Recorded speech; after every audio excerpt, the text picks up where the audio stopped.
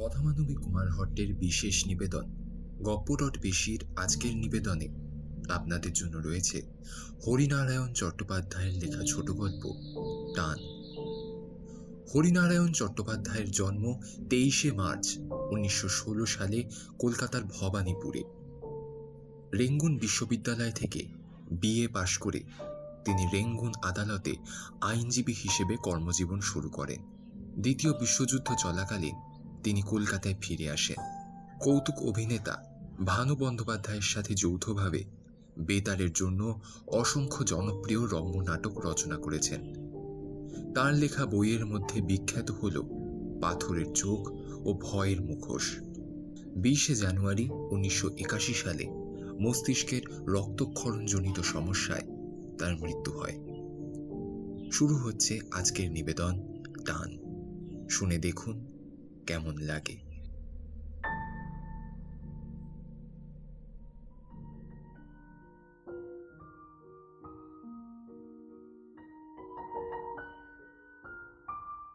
ভূত আছে কি নেই এ তর্ক বহুদিনের।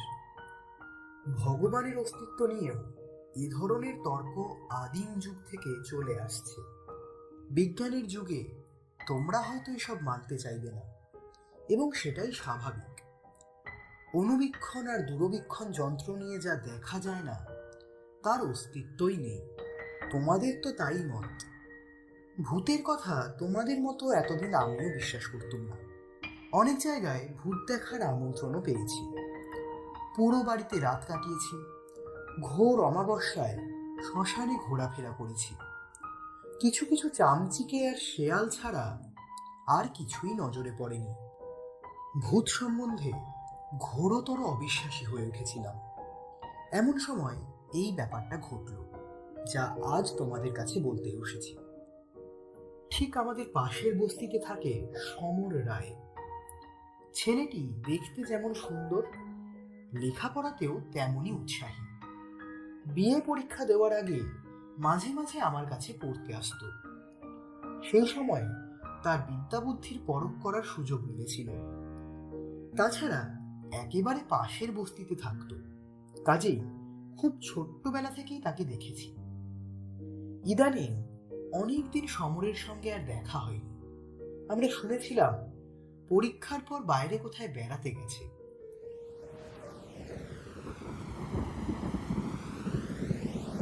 এক সন্ধ্যায় ঘরে বসে একটা বই পড়ছি। বাইরে ঝড়ের আভাস, জানলা দরজার পর্দাগুলো দমকা বাতাসে উঠছে। দু এক ফোঁটা বৃষ্টি যেন গায়ে এসে পড়ল, কিন্তু বইটা এত ভালো লাগছিল যে উঠে জানলাগুলো বন্ধ করতেও ইচ্ছে করছিল না। এমন সময় হঠাৎ সশব্দে দরজাটা খুলে গেল। ভাবলাম ঝড়। চোখ ফিরিয়ে অবাক হলাম। সমর এসে দাঁড়িয়েছে, উস্কো খুস্কো চুল, পাংশু মুখ। কি সমর, কবে ফিরলে? বইটা মুড়ে প্রশ্ন করলাম। সমর পৌঁছে আমার পাশে এসে বসল। এই একটু আগে জামা কাপড় ছেড়েই আপনার কাছে চলে এসেছি। আপনাদের খবর ভালো তো? বললাম, হ্যাঁ ভালো, কিন্তু কি ব্যাপার? জরুরি কোনো কথা আছে নাকি? ওর হাবভাব দেখে আমার মনে হলো সমরের বোধহয় জরুরি কোনো কথা বলার আছে। আপনার সময় হবে কখন? আসলে আপনার সঙ্গে আমার একটু কথা ছিল। হাসলাম, বললাম, অফুরন্ত সময়, বলো কি বলার আছে তোমার? মৃত্যুর পরে মানুষ শেষ হয়ে যায় না মাস্টার মশাই। ভূত বলুন আত্মা বলুন, তারা আছে। মাঝে মাঝে তারা দেখা দেয় বলেও শুনেছি। আচ্ছা, এটা কি ঠিক? এ প্রশ্ন হাজারবার হাজার জায়গায় শুনেছি। বুঝলাম কোনো কারণে সমর খুব উত্তেজিত হয়েছে। অনেকেরই রজ্জুতে সর্পভ্রম হয়, অন্ধকারে গাছপালা দেখে ভূত প্রেত কল্পনা করে, কিংবা বদমাশ লোকের প্রতারণায় ভুলে মনে করে অশরীরী কিছু একটা দেখেছে। সোজাসুজি উত্তর না দিয়ে বললাম, কি বলতে চাইছো সেটাই তুমি সহজ করে বলো। সমর কোঁচার খুঁট দিয়ে মুখ আর কপাল মুছে নিল। তারপর একটু দম নিয়ে আবার বলতে আরম্ভ করলো। লখনৌতে আমার এক পিসি আছে, জানেন বোধহয় আপনি। হ্যাঁ, তোমার কাছেই শুনেছি। তিনি কোনো এক স্কুলের শিক্ষিকা, তাই না? সমর ঘাড় নাড়ল। হ্যাঁ, পিসি বৈদ্যনাথ শিক্ষা সদনে পড়ান। তিনি অনেক দিন ধরে তার কাছে আমাকে যেতে লিখেছেন, কিন্তু একটার পর একটা ঝঞ্ঝাটের পর ভাবলাম এখন তো প্রচুর অবসর, এইবার ঘুরে আসা যাক কিছুদিন। তাই মাসখানেক আগে দেরাদুন এক্সপ্রেসে রওনা হয়ে গেলাম লখনৌ। হুম, তোমার বাবার কাছে শুনেছি। আমি কোচের উপর পা দুটো তুলে ভালো করে বসলো। আপনি শুনলে হাসবেন, কিন্তু এই আমার জীবনে প্রথম রেলযাত্রা। কাজেই কৌতূহলের অন্ত ছিল না।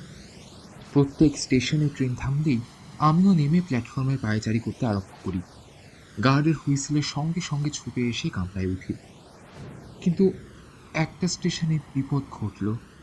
আমি সোজা হয়ে বসলাম। বললাম, কি, ট্রেন ছেড়ে দিলে তাই তো? তুমি আর সেই ট্রেনে উঠতে পারোনি নিশ্চয়ই। সমর আমার প্রশ্নের কোনো উত্তর না দিয়ে বলতে লাগলো,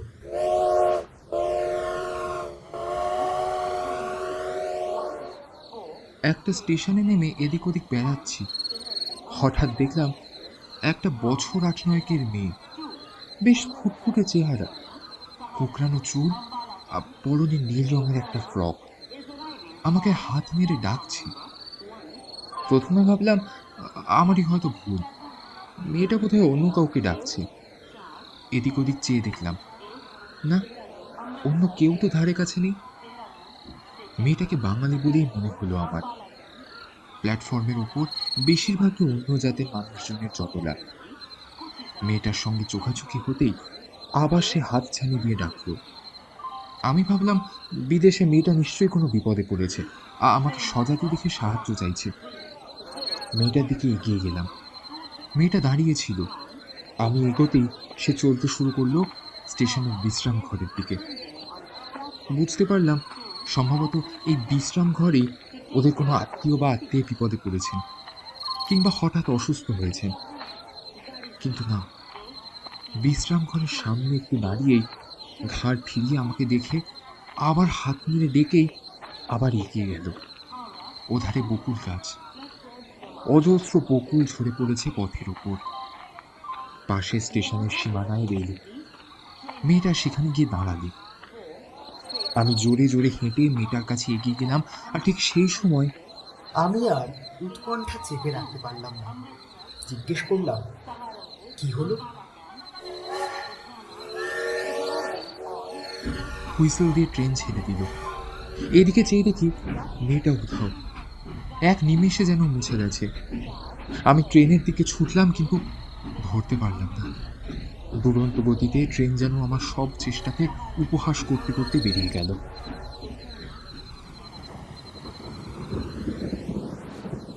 এতক্ষণ পর আমি হাসলাম। এই তোমার ভৌতিক গল্প? মেয়েটি তোমায় বোকা বানিয়ে সরে পড়েছে। বয়স কম হলে কি হবে, মেয়েটি বেশ ওস্তাদ মনে হচ্ছে। সমর আমার হাসিতে যোগ দিল না, গম্ভীর গলায় বলল, আমার কাহিনী এখানে শেষ হয়নি মাস্টার মশাই। আমি একটু অপ্রস্তুত হলাম। বললাম, বেশ, বলে যাও। আমি স্টেশন মাস্টারের সঙ্গে দেখা করে ট্রেন ফেল করার কথা বললাম। তিনি পরের স্টেশনে ফোন করে দিলেন যাতে তারা আমার বিছানা আর সুটকেসটা নামিয়ে রাখতে পারে। এর পরের ট্রেন সেই রাত 9:30টায়। হাতে অঢেল সময়। সমস্ত বিশ্রাম ঘরগুলো তন্ন তন্ন করে খুঁজলাম। কয়েকজন দেহাতি যাত্রী বসে গল্প করছে, কিন্তু মেয়েটা কোথাও নেই। স্টেশনের বাইরে এসে কয়েকটা টাঙ্গাওয়ালাকে মেয়েটার কথা জিজ্ঞাসা করলাম। তারাও কেউ কিছু বলতে পারলো না। আশ্চর্য লাগলো, চোখের সামনে থেকে মেয়েটা কি করে নিশ্চিহ্ন হয়ে গেল। আশ্চর্য হবার আমার আরো বাকি ছিল। সন্ধ্যে 7:30 নাগাদ সারা স্টেশনে হইচই, সবাই খুব ব্যস্ত। গিয়ে খবর নিয়েই চমকে উঠলাম। দেরাদুন এক্সপ্রেসের সঙ্গে এক মালগাড়ির ভীষণ ধাক্কা লেগেছে। অনেক লোক আহত হয়েছে, মারাও গেছে বেশ কয়েকজন। আপাতত সব গাড়ি বন্ধ। একটা রিলিফ ট্রেন সাহায্য নিয়ে ছুটোছুটি করছে। স্টেশন মাস্টারের কামরায় ভীষণ ভিড়। অনেকেই আত্মীয় স্বজনের খবর নেওয়ার জন্য ব্যাকুল। ভিড় কমতে খবর পেলাম দেরাদুন এক্সপ্রেসের সামনে 4খানা বগি একেবারে চূর্ণ বিচূর্ণ হয়ে গেছে। সামনের 3 নম্বর বগিতে আমার থাকার কথা।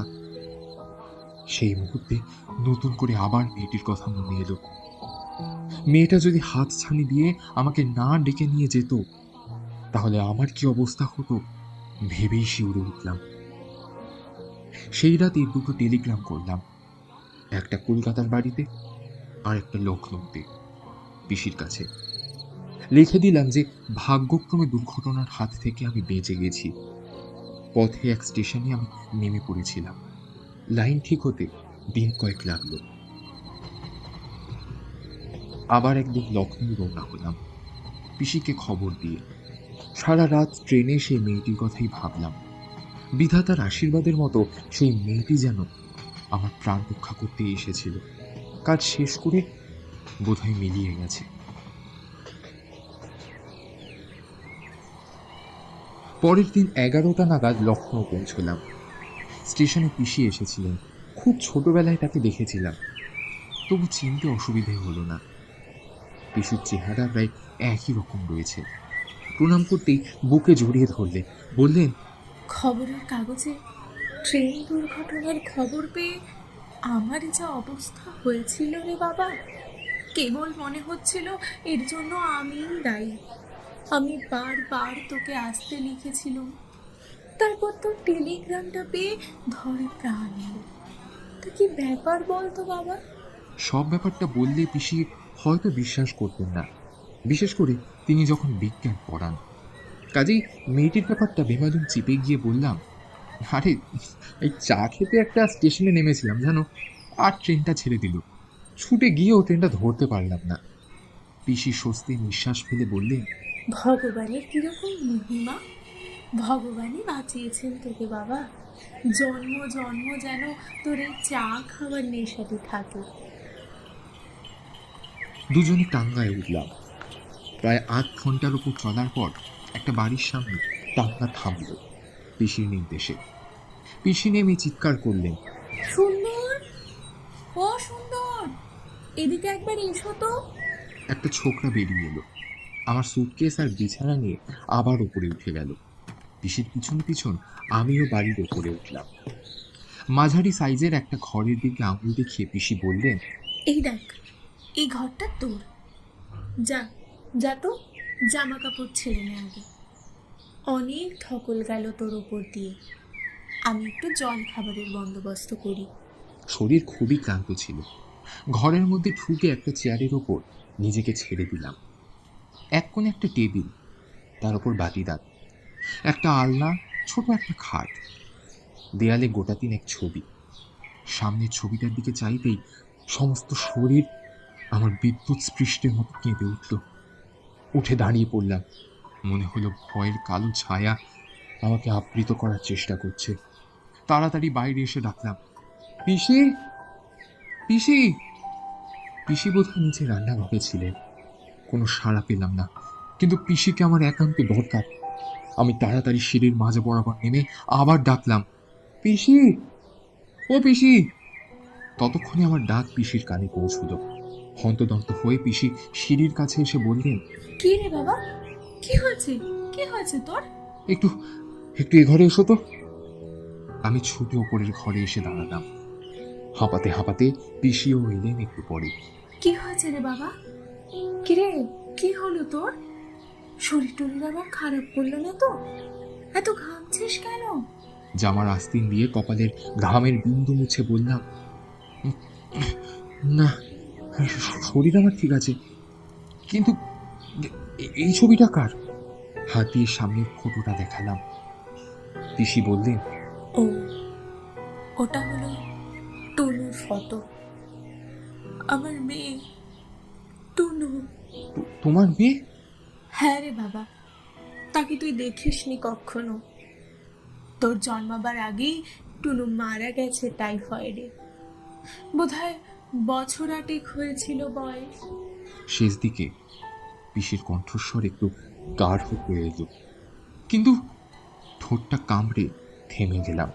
কিন্তু কিন্তু কি রে, কি বলবি?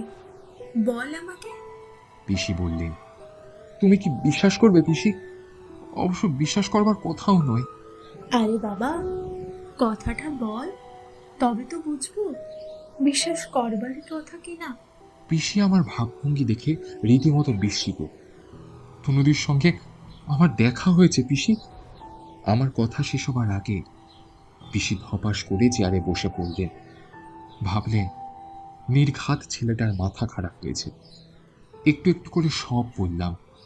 যখন শেষ করলাম, পিসির চোখ দিয়ে টপ টপ করে জল পড়ছে।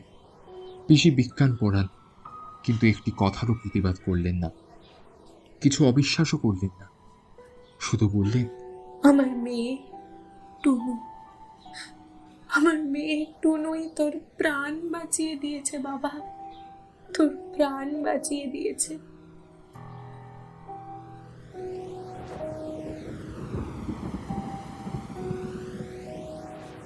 এবার সমর আমার দিকে ঘুরে বসলো।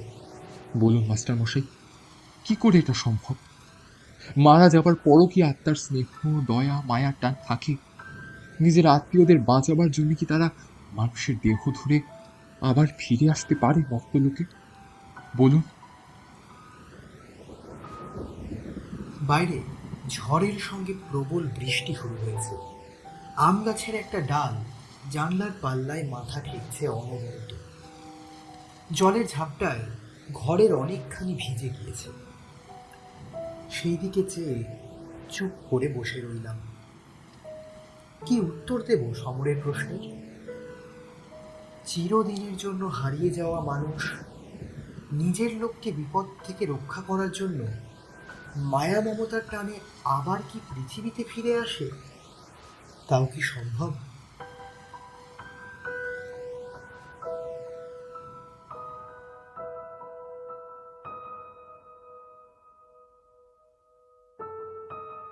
শুনছিলেন গপ্প.বেশির নিবেদনে হরিনারায়ণ চট্টোপাধ্যায়ের লেখা ছোট গল্প টান। গল্প পাঠ ও লেখকের চরিত্রে অনির্বাণ, পিসিমার ভূমিকায় সৃজিতা, আংশিক গল্প পাঠ সমরের চরিত্রে ও গল্পের সূত্রধার আমি সৌহার্দ্য। এই গল্পের প্রচার ও বিপণনে ছিল রীতিরেখা। গল্পের শাব্দিক সম্পাদনা, প্রচার চিত্র প্রস্তুতি ও পর্ব পরিচালনায় আমি সৌহার্দ্য। আশা করি আমাদের আজকের এই নিবেদন আপনাদের ভালো লেগেছে। এইভাবেই পাশে থাকবেন আমাদের। আগামী দিনে আরও অনেক গপ্প নিয়ে হাজির হবে টিম গপ্প.বেশি। সাথে থাকবেন কিন্তু।